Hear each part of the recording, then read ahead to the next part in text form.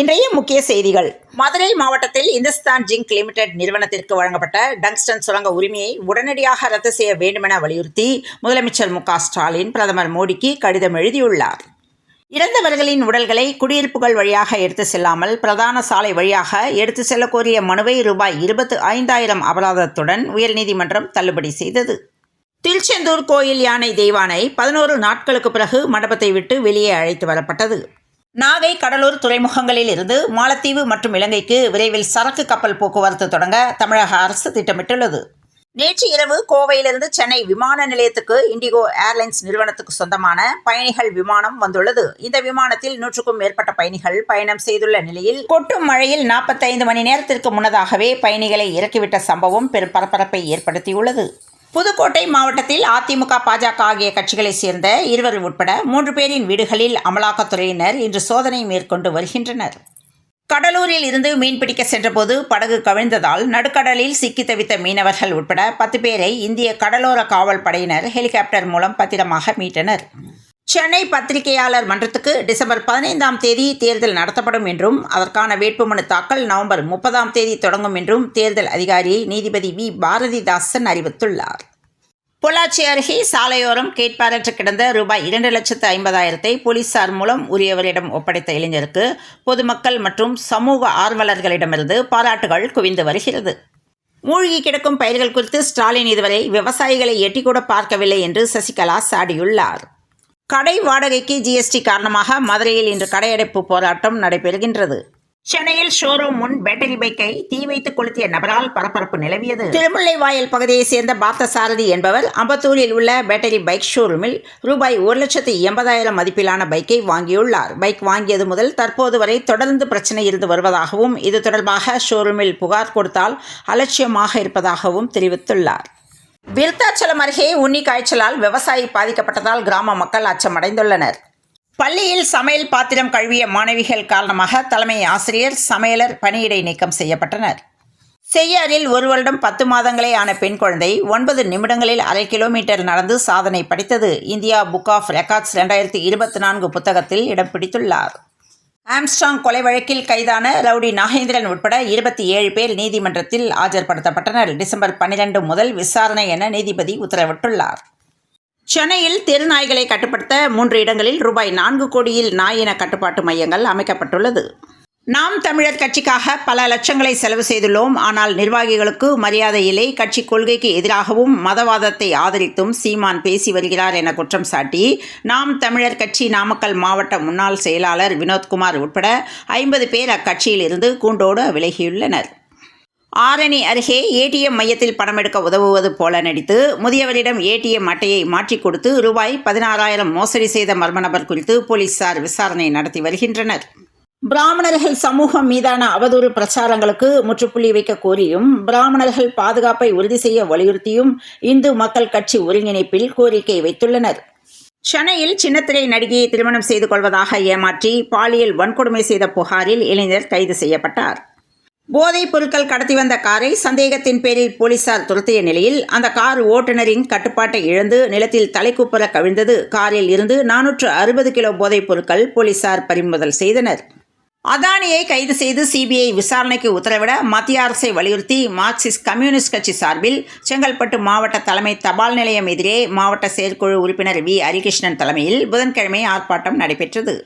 கோவை மாநகராட்சி 56வது வார்டு கவுன்சிலரும் காங்கிரஸ் கட்சி நிர்வாகியுமான கிருஷ்ணமூர்த்தி நேற்று முன்தினம் சூலூர் பட்டணம் அருகே தன் நண்பர்களுடன் ஹோட்டலுக்கு சென்றிருந்தார். அப்போது சிறுநீர் கழிப்பதற்காக நெசவாளர் காலனி பாலம் அருகே சென்றுள்ள நிலையில் பாலத்தில் இருந்து தவறி விழுந்த கவுன்சிலர் உயிரிழந்துள்ள நிலையில் விசாரிப்பதில் போலீசார் இடையே குழப்பம் ஏற்பட்டுள்ளது. உணவு கட்டுப்பாடு மற்றும் பாரம்பரிய சிகிச்சையால் புற்றுநோய் முற்றிலும் குணமடைந்து விட்டதாக கூறிய விவகாரத்தில் இந்திய கிரிக்கெட் அணியின் முன்னாள் வீரர் நவ்ஜோத் சிங் சித்து மனைவிக்கு ரூபாய் 850 கோடி நோட்டீஸ் அனுப்பப்பட்டுள்ளது. திருப்பூர் மாவட்டம் பல்லடம் அருகே உள்ள சேமலை கவுண்டம்பாளையம் என்ற கிராமத்தில் தெய்வசிகாமணி என்பவரும் அவரது மனைவி அமலாத்தாள் மற்றும் மகன் செந்தில்குமார் ஆகியோர் பண்ணை வீட்டில் வசித்து வந்தனர். இத்தகைய சூழலில் தான் தோட்டத்திற்கு வந்த மர்ம நபர்கள் முதலில் தெய்வசிகாமணியை வெட்டியதாக கூறப்படுகிறது. அப்போது அவரை காப்பாற்ற முயன்ற அமலாத்தாள் மற்றும் செந்தில்குமார் ஆகியோரையும் கொலை செய்ததாக கூறப்படுகிறது. இந்தோனேஷியாவில் ஏற்பட்ட நிலச்சரிவில் சிக்கி உயிரிழந்தோரின் எண்ணிக்கை 27ஆக உயர்ந்துள்ளது. திருவனந்தபுரம் கேரளாவில் ITI பயிலும் மாணவிகளுக்கு மாதத்தில் 2 தினங்கள் மாதவிடாய் விடுமுறையை அம்மாநில அரசு அறிவித்துள்ளது.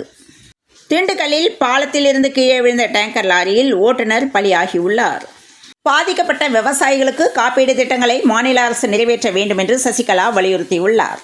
திருப்பூர் மாநகராட்சியில் சொத்து வரி உயர்வை கண்டித்து தீர்மானம் நிறைவேற்ற மறுத்த மேயருக்கு அதிமுக பொதுச் செயலர் பழனிசாமி கண்டனம் தெரிவித்துள்ளார். துணை முதல்வர் உதயநிதி ஸ்டாலின் பிறந்தநாளையொட்டி அவருக்கு வழங்கப்பட்ட 5000 புத்தகங்களை நூலகங்களுக்கு வழங்க ஏற்பாடு செய்யப்பட்டுள்ளது.